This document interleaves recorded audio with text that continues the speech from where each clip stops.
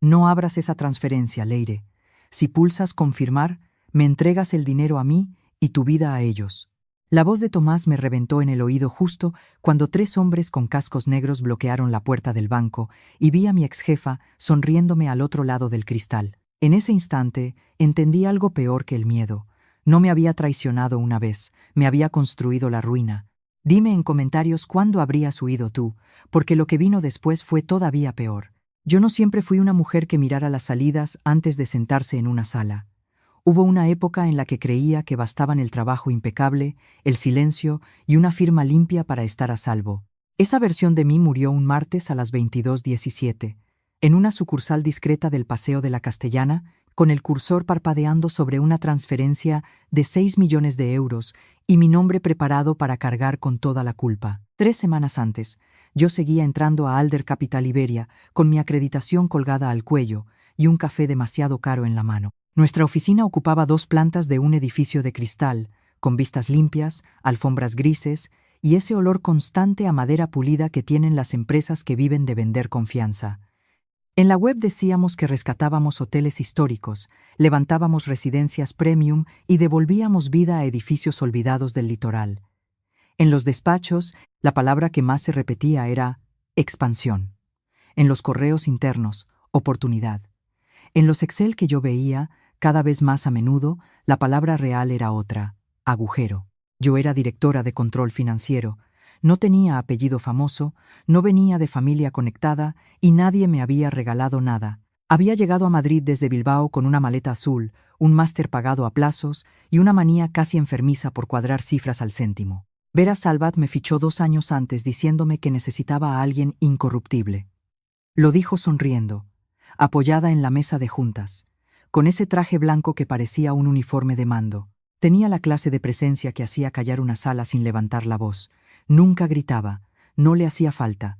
Bastaba con que te mirara como si ya supiera cuánto valías y cuánto pensaba exprimirte. Tomás Roldán entró en la empresa un poco después que yo.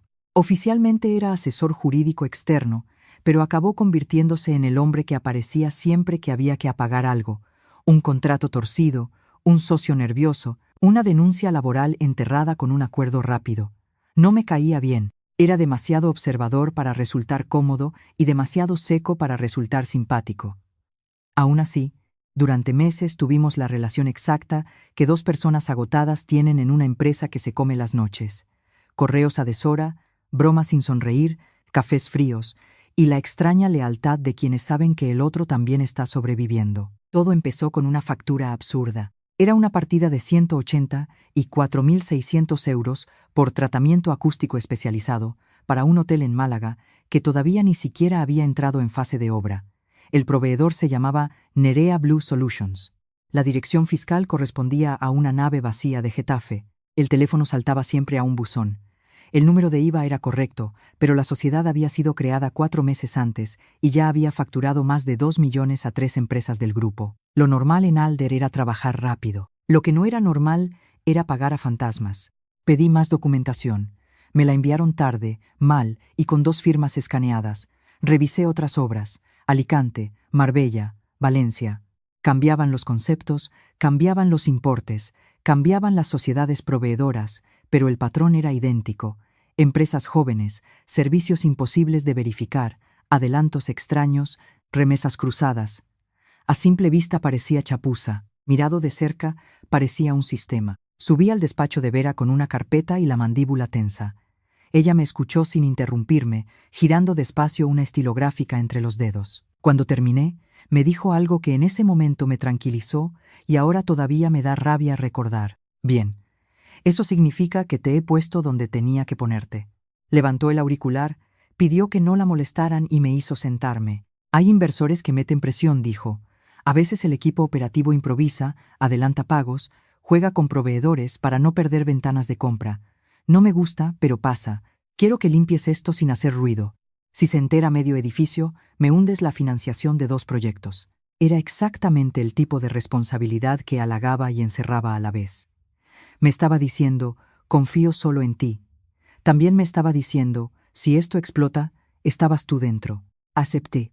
Durante 10 días viví con el portátil abierto hasta las 3 de la mañana, cruzando cuentas, certificados, sociedades, extractos y pólizas. Mi piso de Chamberí parecía una oficina barata, papeles sobre la mesa, tuppers sin abrir y la luz de la campana de la cocina encendida de madrugada, porque me negaba a sentir que trabajaba en una cueva. Cuanto más tiraba del hilo, menos me gustaba lo que encontraba. El dinero no se perdía, salía por sociedades pantalla en España, rebotaba por una firma en Gibraltar, cruzaba a una cuenta nodriza en Luxemburgo y terminaba fraccionado en destinos que ya no eran solo fraude fiscal. Era otra liga. No fui la única en notarlo. La primera señal fue una llamada de mi madre, algo rara, para preguntarme si me iba bien de verdad. No solemos hablarnos con rodeos. Si me hubiera notado triste, me lo habría soltado. Pero esa tarde parecía ir tanteando algo. Ha llamado un hombre preguntando por ti al fijo de casa, me dijo. Muy correcto. Dijo que era de una inmobiliaria. No me gustó. Se me quedó una sensación húmeda en la nuca. La segunda señal fue todavía peor. Al salir de la oficina, vi a un mismo coche 2 noches seguidas. Un Audi negro, sin prisa, sin música, con 2 hombres dentro que no fingían ni mirar el móvil. La primera vez pensé que era paranoia. La segunda, subí al taxi sin girarme. La tercera fue Tomás. Me esperaba junto al archivo, con la corbata medio aflojada y esa cara suya de estar siempre a medio segundo de una mala noticia. ¿Qué estás revisando exactamente?, preguntó. Lo que me han pedido. Eso no responde nada. Le sostuve la mirada. No te metas. Su boca hizo algo parecido a una sonrisa cansada. Ya estás demasiado metida tú. Aquello me irritó. Le dije que si tenía un problema, que hablara con Vera. Él se acercó un poco, lo justo para bajar la voz. Si encuentras una cuenta llamada Lince Rojo, no la abras desde la red de la empresa. Noté un golpe seco en el pecho. No le respondí. Él tampoco añadió nada. Se marchó como había venido, sin dramatismo, y me dejó con una pregunta clavada. ¿Cómo sabía el nombre de una cuenta que yo había visto por primera vez 40 minutos antes? Esa noche no abrí Lince Rojo desde la oficina. Lo hice desde casa, con una copia local, sin VPN corporativa y con las persianas bajadas. Lo que apareció en pantalla no era un extracto. Era un panel de autorizaciones escalonadas, vinculado a varias cuentas puente. La principal estaba en una entidad privada de Andorra, las secundarias en Luxemburgo y Malta. El titular visible no era Alder. Era una fundación cultural de Valencia que no poseía ni una sola actividad real. Los autorizantes asociados eran 4, 2 estaban ocultos. Uno era Vera Salvat, el otro, yo. No figuraba mi firma escaneada. Figuraba mi certificado digital. Sentí un vacío glacial. No se trataba ya de que hubieran movido dinero delante de mí. Habían colocado mi identidad exacta dentro del mecanismo. Llamé a Vera esa misma noche. No respondió. Le envié un mensaje. Tenemos un problema grave. Quiero hablar ya. A los 6 minutos me contestó con una sola frase. Mañana, no escribas más. No dormí. A las 7:10 de la mañana ya estaba en la ducha. A las 8:15 en la oficina. A las 8:30 el despacho de Vera estaba vacío. A las 9:05 Recursos Humanos me bloqueó el acceso a varias carpetas compartidas. A las 9:12 el departamento de sistemas me pidió, por protocolo, que entregara el portátil para una actualización urgente. A las 9:20 entendí que no iban a ayudarme a limpiar nada. Iban a aislarme. Cuando Vera apareció, llevaba un vestido azul oscuro y una serenidad que daba ganas de romper algo. Cierra la puerta, Leire. Lo cerré. Dejó su bolso sobre la mesa, se sentó y me observó unos segundos antes de hablar. Vas demasiado deprisa. Han clonado mi certificado. No uses palabras que no puedas demostrar. Mi identidad está metida en una cadena de autorización offshore. Vaya la voz. ¿Bajar la voz? Noté cómo me quemaba la garganta. Si eso se mueve, la firma final sale a mi nombre. Vera apoyó los codos en la mesa y entrelazó los dedos. Entonces no dejes que se mueva. La frase me dejó helada por su calma. ¿Eso es todo?, pregunté. No. Te voy a decir algo por última vez y te conviene escucharlo bien. Hay gente muy poderosa entrando y saliendo de estos vehículos. Gente que no distingue entre un error, una deslealtad y un obstáculo. Si conviertes esto en una cruzada moral, no te saldrá rentable. No estoy haciendo una cruzada. Estoy intentando no acabar en prisión por algo que no he hecho. Nadie quiere eso. Ahora ya sé reconocer cuando alguien miente sin pestañear porque cree que tiene derecho a hacerlo. Vera mentía así. Salí de su despacho con las manos frías. No fui a mi mesa. Fui al baño, me encerré en un cubículo y marqué el número de Tomás. No me lo cogió. Le escribí solo esto. Celo de lince rojo. Necesito pruebas. Me respondió 2 minutos después. No vuelvas a escribir de esto. Te veo fuera en 20. Nos encontramos en una cafetería sin encanto detrás de nuevos ministerios, una de esas donde nadie mira a nadie porque todo el mundo va corriendo. Tomás llegó sin abrigo, pese al frío, como si hubiera salido disparado. No tengo mucho tiempo, dijo. Entonces no me hagas perderlo. ¿Qué sabes? Se quedó callado unos segundos. Miró hacia la cristalera. No estaba el Audi, pero yo lo busqué igual. Sé que no eres el objetivo final, dijo por fin. Eres la salida de emergencia. Habla claro. Llevo meses colaborando con la UDEF. Me eché hacia atrás sin disimular. Vete a la mierda. Reacciona luego. Ahora escucha. Me enseñó el móvil. No me dejó tocarlo. Vi varios correos reenviados, notas de sociedades, capturas de transferencias. Nombres, fechas, importes. Lo suficiente para entender que no improvisaba. Alder no solo lava dinero, mezcla capital de obra, sobornos urbanísticos y dinero negro de una red que se mueve entre la Costa del Sol, Gibraltar y Dubái. Vera está intentando vaciar ciertas cuentas antes de que entren registros. Para eso necesita 2 cosas: alguien técnicamente limpio y alguien sacrificable. Tú cumples ambas. Sentí una mezcla de rabia y vergüenza tan intensa que me mareé un segundo. ¿Y tú me lo dices ahora? Porque hasta ayer no sabía cuándo pensaban activarte. Y porque si te lo decía antes sin poder sacarte de ahí, te ponía una diana todavía más grande. Qué considerado. No necesito que me perdones. Necesito que no hagas ninguna estupidez. Le pregunté por qué estaba metido en eso. Dijo que su hermana había firmado como administradora nominal en una sociedad que Alder usó como pantalla. Cuando quiso salir, apareció arruinada, imputada y sola. Se suicidó con 31 años. Tomás lo contó sin quebrarse, pero a mí se me encogió el estómago.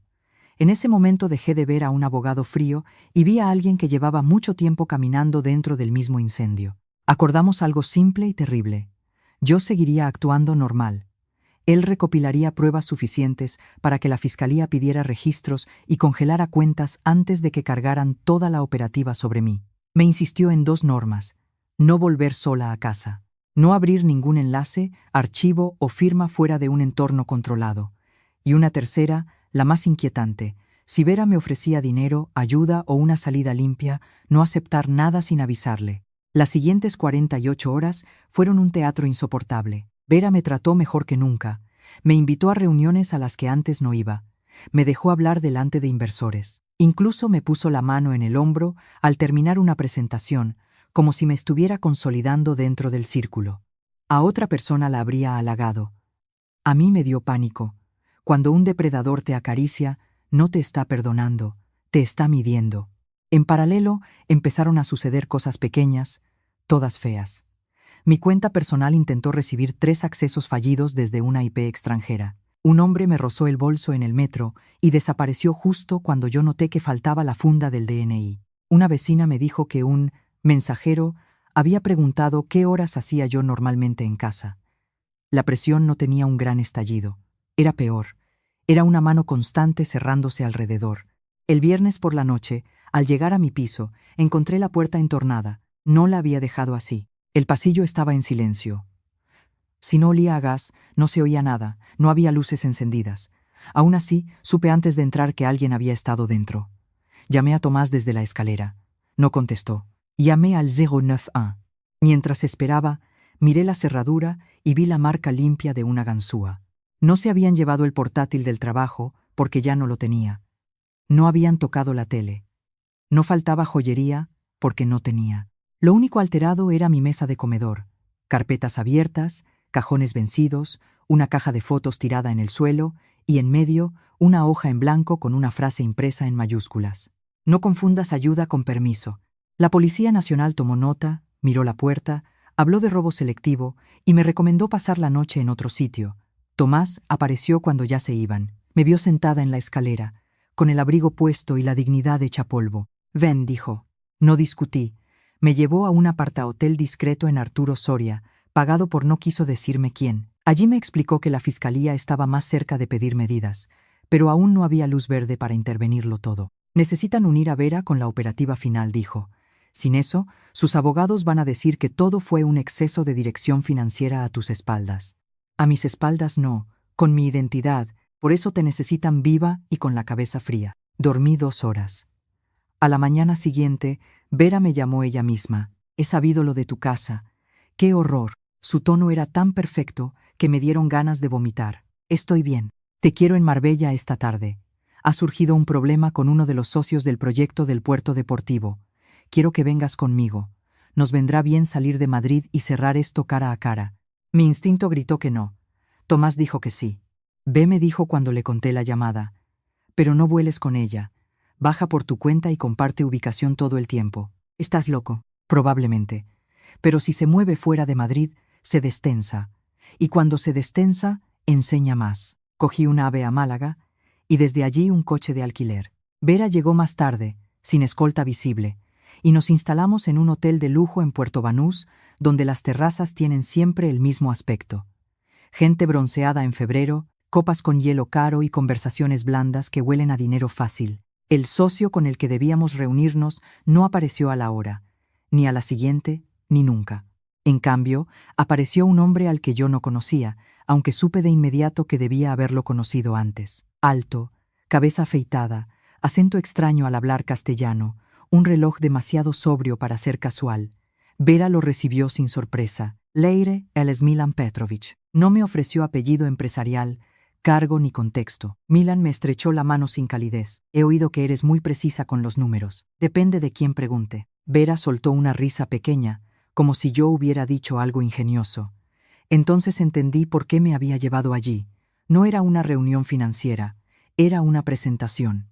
Me estaba enseñando a alguien que no necesitaba presentaciones. Cenamos en una sala privada. Hablaron poco y medido. Proyecto, agilidad, necesidad de confianza, flexibilidad, inversores que no soportan retrasos. Cada frase era perfectamente limpia por fuera y perfectamente sucia por dentro. Yo respondí lo justo, clavando las uñas en la palma bajo la mesa para no delatar el temblor. Cuando me levanté para ir al baño, Milán se inclinó y me dijo en voz baja: «La gente eficaz siempre sale bien parada, Leire. La gente nerviosa, no», lo dijo sonriendo. Tomás me llamó cuando subí a la habitación. Le conté cada gesto, cada palabra. Hubo un silencio corto. «Milán trabaja para quien mueve la parte no española del dinero», dijo. «Si Vera te lo ha enseñado, es que ya te considera comprometida o sacrificable. Las dos cosas». A las 2:15 de la madrugada, alguien intentó abrir mi puerta. No golpeó, no habló, solo giró la manilla una vez, otra y una tercera con más presión. Yo ya estaba despierta, sentada en la cama con el móvil en la mano. Llamé a recepción. Nadie subió durante 7 minutos. Cuando por fin apareció seguridad, el pasillo estaba vacío. A la mañana siguiente, Vera bajó impecable al desayuno y me preguntó si había descansado bien. Nunca he odiado una voz con tanta claridad como la suya en ese instante. Regresé a Madrid con una certeza que ya no se podía maquillar. No pensaban apartarme, pensaban cerrarme por dentro. El lunes, a primera hora, la noticia estalló. Varios medios digitales publicaron filtraciones sobre irregularidades urbanísticas ligadas a Alder Capital Iberia. No citaban mi nombre, pero sí hablaban de directivos financieros y operativa societaria opaca. La acción de la matriz privada se congeló en un mercado secundario. 2 inversores llamaron gritando. El consejo convocó reunión de urgencia. Vera caminaba por la planta como una cirujana en un quirófano lleno de sangre que solo ella fingía no ver. A mediodía me citó en su despacho. Sobre la mesa había un vaso de agua y una carpeta cerrada. «Voy a ayudarte», dijo. Ya conocía el tono. Era el tono con el que te vendía un salvavidas agujereado. «Tengo acceso a una reserva fuera del circuito de la empresa. Suficiente para que salgas, pagues buenos abogados y empieces de cero. Todo esto se va a poner muy feo. Si te quedas aquí esperando a que lo ordenen otros, te van a triturar». No toqué la carpeta. «¿Por qué harías eso?» «Porque te valoro. Porque no has entendido algunas cosas, pero sigues siendo útil. Y porque hay personas en esta historia que merecen caer más que tú». La palabra útil me raspó por dentro. ¿Qué tendría que hacer? Nada heroico. Solo completar una regularización técnica para cerrar una cuenta y transferir fondos a una estructura segura. Después desapareces una temporada. Portugal, quizá, o Menorca. Ya verás cómo en unos meses todo se recoloca. Tomás tenía razón. La salida limpia había llegado. Necesito pensarlo, dije. Vera asintió, como si me concediera un privilegio. No tardes. A partir de esta noche, yo ya no podré protegerte. Protegerte. Tuve que morderme la lengua. Salí con la carpeta en la mano, pasé por mi mesa sin sentarme y me fui directa al baño otra vez, el único lugar donde nadie sospechaba que una mujer podía estar organizando su guerra. Dentro había instrucciones, claves parciales y un número de cuenta en una banca privada de Madrid que operaba hasta tarde para clientes de alto patrimonio. También había una nota manuscrita de Vera. Solo una vez, luego eres libre. Libre. Le hice fotos a todo y se las mandé a Tomás desde un móvil desechable que él me había dado. Me citó en un aparcamiento subterráneo vacío en Asca, de esos donde hasta tus pasos suenan culpables. Es la operativa final, dijo al verlo. Quieren moverlo ya, entonces entrad ya, registrad ya, acabad ya. La fiscal está peleando la orden, pero aún no llega para esta noche. Si se mueven antes, perdemos el vínculo directo con Vera. ¿Y qué quieres que haga? ¿Que vaya y pulse? Tomás me sostuvo la mirada sin adornos. Quiero que aceptes. Me reí. No de humor, de incredulidad pura, ni de broma. Leire, escucha. No. Llevas una semana diciéndome que tenga la cabeza fría, que no haga locuras, que no me mueva sola. ¿Y ahora tu plan es sentarme frente a 6 millones manchados mientras los malos vienen a por mí? Mi plan es grabar, intervenir y cerrar a Vera, a Petrovich y al enlace español que recoge la operación. Sin esa entrega, volverán a esconderse, cambiarán nombres, vaciarán sociedades y tú seguirás siendo la firma que les sirve para explicar todo. Seguiré siendo cebo. No lo negó. Eso fue casi peor. Es la única forma de romperlo entero. Le dije que no. Me fui. Subí al coche. Arranqué. Llegué hasta el semáforo de Sor Ángela de la Cruz y me quedé parada más de un minuto cuando ya estaba en verde porque entendí algo insoportable. Si huía, iba a seguir corriendo para siempre. Vera me había metido en una jaula cuyo techo era el miedo. La única salida que quedaba daba directamente hacia ella. Di la vuelta. Hazlo, dije cuando regresé al aparcamiento. Pero si me ocultas una sola cosa más, te juro que te entierro contigo. Tomás asintió. Pasamos la tarde montando una operación que sobre el papel parecía limpia y en la realidad olía a desastre. Yo acudiría a la banca privada a las 21:45 con la documentación preparada por Vera. Diría que venía a ejecutar una transferencia autorizada de cierre de posición. El gestor estaba comprado. Ya contaban con eso. La policía y la UDEF tendrían vigilancia exterior, audio dentro y orden lista para entrar en cuanto apareciera el receptor o hubiera confirmación verbal suficiente para vincular a Vera. Si todo salía bien, en 20 minutos yo estaría fuera y ellos dentro. Si todo salía bien, es la frase más arrogante que existe. A las 20:30 recibí un mensaje de Vera. Confío en ti. Cuando acabes tendrás coche esperándote. No respondí. A las 21:10, otro. No lleves a nadie. Tampoco respondí. A las 21:32, uno más. Una foto de la fachada de la casa de mi madre en Bilbao. No ponía ninguna amenaza. No hacía falta. Se me helaron las manos. Llamé a mi madre fingiendo normalidad. Le pedí que cerrara con llave y se fuera a casa de mi tía sin explicaciones. Protestó, claro. Le dije que no discutiera. Por cómo cambió su silencio, supo que iba en serio. Cuando colgué, sentí algo nuevo, más frío que el miedo. Odio útil. Llegué a la entidad con 10 minutos de antelación. Era una oficina de lujo camuflada de discreción. Moqueta gruesa, cristal ahumado, recepción mínima, una máquina de café mejor que muchas cafeterías y un silencio tan caro que parecía comprado por horas. Me recibió un hombre con sonrisa administrativa y gemelos de plata. Me condujo a una sala privada con un ordenador, una tableta para firmas y agua mineral en botella de cristal. La señora Salvat nos ha dejado todo avanzado, dijo. Claro que sí. Me senté. Coloqué el bolso a mi derecha, abierto, con el móvil de seguridad dentro. El gestor introdujo credenciales, abrió la interfaz y me pidió verificar identidad. Todo me pareció grotescamente normal. Te juegas la vida y aún así alguien te sigue ofreciendo agua. Pasaron 6 minutos. Nadie entró. 8, 10. Yo miraba el reflejo tenue del cristal y buscaba cualquier movimiento fuera. El gestor recibió un mensaje, cambió el peso del cuerpo y me dijo, en cuanto confirme la cuenta destino, procedemos. Ahí supe que algo ya iba mal. En teoría la cuenta destino ya estaba fijada. Mi móvil vibró dentro del bolso. Número oculto. No debía cogerlo. Lo cogí. No abras esa transferencia, Leire. Si pulsas confirmar, me entregas el dinero a mí y tu vida a ellos. Era Tomás. Su voz iba más baja que nunca y, precisamente por eso, sonó más urgente. ¿Qué ha pasado? Han movido el punto de recogida.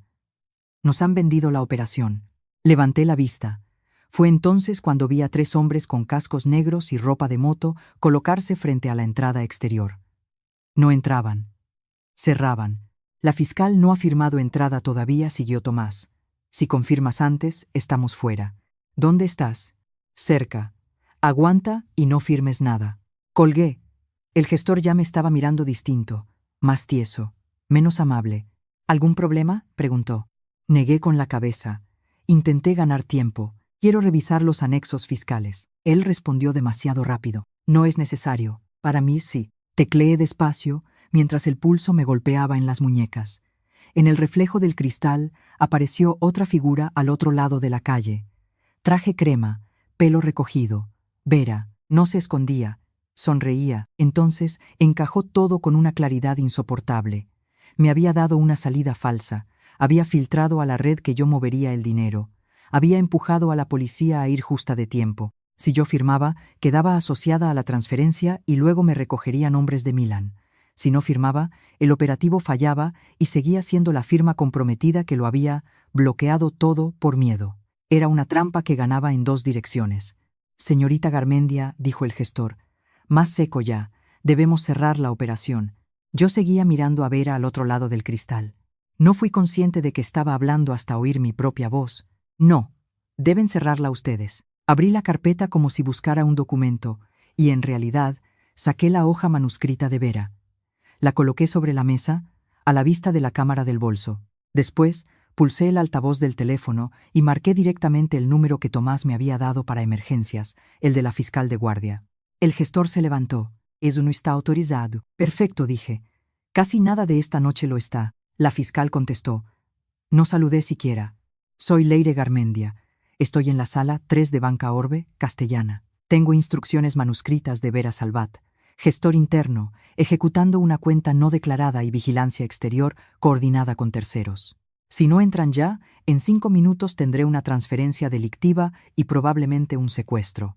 Hubo un silencio brevísimo, el que tarda a alguien en decidir si exageras o si de verdad acabas de darle la frase que le faltaba para comprometerse. «Manténgase en línea», dijo. El gestor intentó arrebatarme el teléfono. Me levanté de golpe, tirando la silla hacia atrás. El estruendo rompió la falsa calma de la sala. Al mismo tiempo, una de las puertas interiores se abrió y entró un hombre que no había visto antes. Barba corta, cazadora negra, sin casco.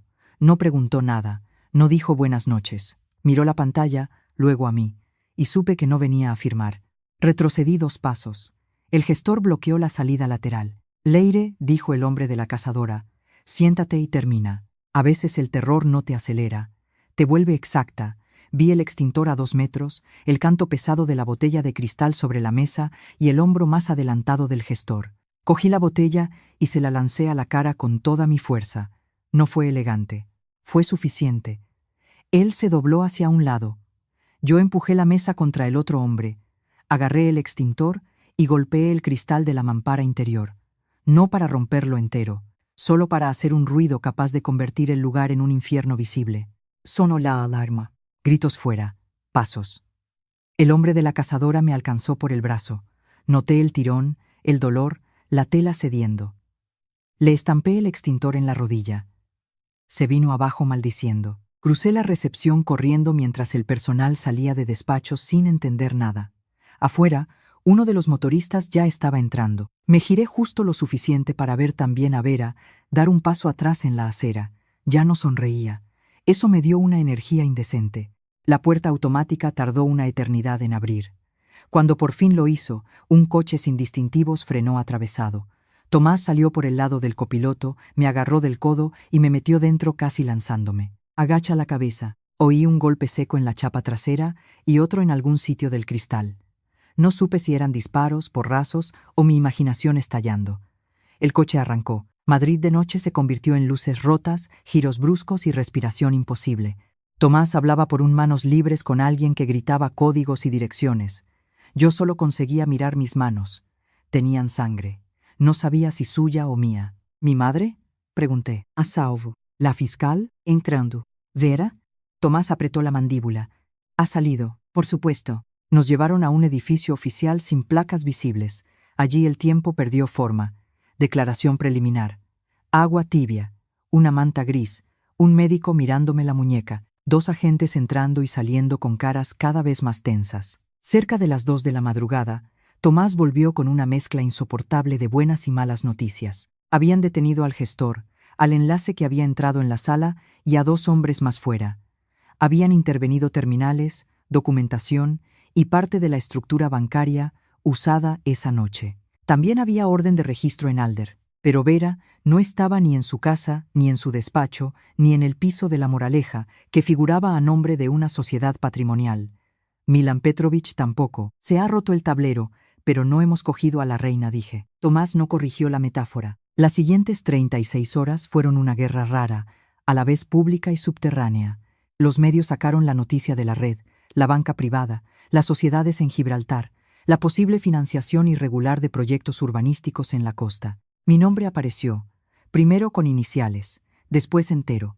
Un tertuliano me llamó la mujer clave de la trama, otro, la financiera arrepentida. Lo que más rabia me dio fue comprobar lo fácil que resulta convertir a una víctima en sospechosa televisiva cuando la imagen acompaña. La fiscalía pidió prisión para varios detenidos. El Consejo de Alder suspendió a Vera hasta aclarar los hechos, como si la empresa hubiera amanecido de pronto sorprendida dentro de sí misma. Yo declaré durante 7 horas y entregué todo: copias, mensajes, la nota manuscrita, logs, itinerarios, fechas. Cuando terminé me sentía vacía, pero no limpia. La suciedad seguía moviéndose fuera. Y se movió. La tercera noche en el piso protegido, el móvil desechable vibró con un audio de un número desconocido. Lo abrí sin pensar. A esas alturas pensar ya no mejoraba nada. Era la voz de Vera, sin ruido de fondo, sin temblor, sin teatro. Siempre fuiste brillante, Leire. Tu error fue creer que eso te hacía libre. Te queda una sola oportunidad de salir viva de esto. Mañana, 19, taquillas de la estación de Atocha. Lleva la memoria azul. No sabía qué memoria azul era. Luego caí, la USB azul de mi llavero del trabajo, la que usaba para mover borradores entre reuniones porque nunca confié del todo en la nube corporativa. La había entregado ya entre mis efectos recogidos del registro, o eso creía. Pedí que revisaran la bolsa que me habían devuelto. No estaba. Tomás lo entendió antes que yo. La sacaron de tu casa el día del allanamiento. ¿Qué hay dentro? Hice memoria, copias de cuadros de mando, informes internos, y de pronto, algo peor. Meses atrás había guardado ahí un volcado parcial de alertas de riesgo que el sistema central había empezado a borrar misteriosamente. Yo lo hice por costumbre, por paranoica, por controladora. Sin saberlo, había creado el único archivo que quizá unía todas las capas. Hay trazabilidad, dije. Tomás asintió una sola vez. Entonces Vera no huye con dinero, huye con eso. El plan lógico era no ir a Atocha, entregar el audio, montar vigilancia, esperar. El problema era que Vera no necesitaba realmente que yo llevara nada, necesitaba saber si la policía seguía mis pasos. Si veía movimiento, desaparecería del todo. Si no veía movimiento, quizá intentaría recuperar la memoria o eliminarme para cerrar la historia viva que le quedaba suelta. Va a aparecer solo si cree que me tiene rota, dije. Tomás me miró con el mismo gesto cansado y feroz del aparcamiento. Y tú vuelves a decirme que sí, porque si no, no termina nunca. Madrugamos para preparar la operación. Esta vez la fiscal ya no dudaba. Atocha es un monstruo de cristal, metal y gente, incluso cuando parece tranquila. Hay demasiados accesos, demasiados reflejos, demasiado ruido para sentir control. Me vistieron casi igual que cualquier viajera cansada. Vaqueros, abrigo oscuro, coleta baja. En el bolsillo, una memoria azul falsa con baliza. En el oído, un auricular diminuto. En el pecho, un corazón que iba a su ritmo, no al mío. A las 18:50, y 2 entré por la zona de llegadas. Vi familias, estudiantes, maletas, abrazos apresurados, un violinista a lo lejos. La normalidad ajena siempre me ha parecido obscena cuando una va a punto de romperse. Caminé hacia las taquillas. Mi reflejo en el cristal me devolvió una cara más dura que la de semanas atrás. No mejor, más dura. Puesto 2 visual, murmuró una voz en mi oído. Sigue, dijo Tomás. Metí la memoria falsa en la taquilla indicada. Cerré. Esperé. Nada durante 30 segundos. 1 minuto. Minuto y medio. Luego una mujer de limpieza empujó un carro hasta la fila contraria, demasiado despacio. Un turista dejó una maleta y miró 3 veces el reloj sin tener pinta de perder ningún tren. Y por detrás, una voz conocida, limpia como un bisturí. Sabía que vendrías. No me giré de golpe. Lo hice despacio. Vera estaba a 4 metros, con un abrigo camel, gafas oscuras y el pelo cortado más arriba que antes. Cambiarse el pelo siempre le había parecido una forma elegante de cambiar de piel. No venía sola. Un hombre con gorra permanecía cerca de la columna derecha. No era Milán. Era peor. Era alguien que no reconocía. Te estás quedando sin disfraces, le dije. Sonrió apenas. Y tú sin margen. La estación está llena. Precisamente. Eso quería decir que no pensaba montar un espectáculo. Quería un movimiento rápido. Abre la taquilla y dámela, dijo. Ven a cogerla. No compliques tu final. Nunca olvidaré lo fría que era esa frase dicha en un lugar lleno de niños y pantallas de salida. ¿Sabes qué es lo mejor? Seguí. Que ya no te creo capaz de salvarte, solo de arrastrar a otros. Sus ojos cambiaron ahí, no mucho, lo justo para enseñar el filo. Tú no entiendes a la gente como yo, Leire. A nosotras no nos dejan caer. Nos construimos puentes con lo que haga falta. Ya. Con firmas robadas, casas marcadas y muertos útiles. El hombre de la gorra se movió. En mi oído, la voz de Tomás sonó seca. Ahora no. Espera un segundo más. Odié a todo el mundo. Vera dio un paso. Última vez. La memoria. Metí la mano en el bolsillo, saqué otra memoria azul, la real no, otra idéntica preparada, y la levanté apenas. Vera bajó la guardia una décima, la necesaria. Yo la lancé lejos, hacia el hall, por encima del flujo de gente. El hombre de la gorra reaccionó por instinto y salió tras ella. Vera giró la cabeza. En ese segundo, media estación explotó en movimiento contenido. 2 agentes cerrando paso por la izquierda, otros 2 por el fondo, el carro de limpieza soltado de golpe, el falso turista dejando de fingir. Vera entendió demasiado tarde que el teatro no era suyo. Intentó correr hacia las vías laterales. Tomás apareció por mi derecha como si se hubiera fabricado con la propia estación. La interceptó antes de la escalera mecánica. No fue una escena de película. Nadie gritó durante 10 segundos enteros. Solo hubo una pelea breve, sucia, controlada y brutal, un codo, un tirón de bolso, un agente inmovilizando al hombre de la gorra contra un panel publicitario y las gafas de Vera cayendo al suelo, partiéndose en 2.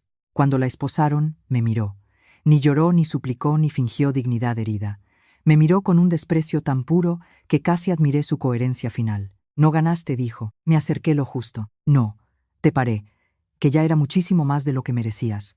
La memoria falsa la recuperó un niño antes que un agente, y casi me reí de puro agotamiento. Pensé que ahí terminaba todo. No terminó. Nunca termina tan limpio. Faltaba Milán. Faltaban cuentas fuera. Faltaban socios. Faltaban abogados capaces de vender barro como niebla. Pero con Vera dentro, el relato se descomponía en otra dirección.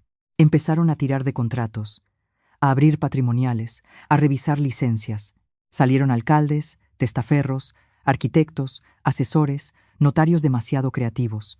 Lo de siempre, solo que esa vez alguien había dejado una costura mal cerrada y por ahí empezó a rasgar todo. Yo también pagué el precio. Mi cara ya no era la de una profesional solvente, era la de la mujer del caso Alder. Perdí el piso de alquiler porque el dueño no quería periodistas. Perdí amistades que no querían problemas. Perdí la capacidad de dormir 8 horas seguidas. Durante un tiempo no pude entrar sola en una estación sin notar la garganta cerrarse. Y, aún así, por primera vez en meses, dejé de vivir mirando detrás de cada cristal. 2 meses después declaré de nuevo, esta vez con más calma. La fiscalía había conseguido reconstruir la falsificación de mi certificado, la cadena de autorizaciones y el papel exacto de Vera en el diseño de mi caída. También salió algo que ni Tomás sabía. Yo no fui la primera. Hubo otra directora financiera 3 años antes, despedida por pérdida de confianza, a la que arruinaron con una inspección cuidadosamente filtrada. No murió, pero desapareció del sector. Cuando leí eso, entendí que mi historia no era un accidente brillante, era un método. Milán cayó en Lisboa tras una orden europea intentando embarcar hacia Montenegro con documentación falsa. Lo supe por Tomás una mañana de lluvia en una cafetería de Bilbao, donde por fin había vuelto para ver a mi madre, sin miedo a que una foto de su portal me partiera el cuerpo por la mitad. Él me entregó la noticia como entrega siempre las cosas importantes. Sin ceremonia, ya está, dijo. Miré por la ventana. Mi madre hablaba fuera con la camarera, ajena al peso real de esa frase. Las gotas resbalaban por el cristal y por primera vez no vi amenaza en el reflejo. No del todo, contesté. Tomás apoyó la taza. No, del todo nunca, pero sí lo bastante. Lo pensé. Era verdad. A veces la libertad no llega como una puerta abierta, llega como una cerradura que deja de girar contra ti. No hubo romance después, por si alguien necesita finales dulces para soportar la tensión. Hubo otra cosa más rara y más útil, verdad sin maquillaje. Tomás siguió en su guerra, ahora menos solo. Yo rechacé entrevistas, vendí 4 muebles, cerré etapas adentelladas y me instalé unos meses en Bilbao, cerca del mar y lejos del cristal bonito de Madrid. Empecé a trabajar por mi cuenta, revisando riesgos para empresas pequeñas que todavía creían que cumplimiento no era una palabra decorativa. Ganaba menos. Dormía mejor. Nadie me aplaudía al entrar en una sala. Bendita pérdida. Un sábado de noviembre abrí por fin la caja donde había guardado las cosas que la policía me devolvió de aquella noche. Una pulsera rota, tarjetas anuladas, llaves viejas, un pintalabio seco y la funda vacía donde antes llevaba el DNI. Me quedé mirando ese hueco de plástico transparente mucho rato.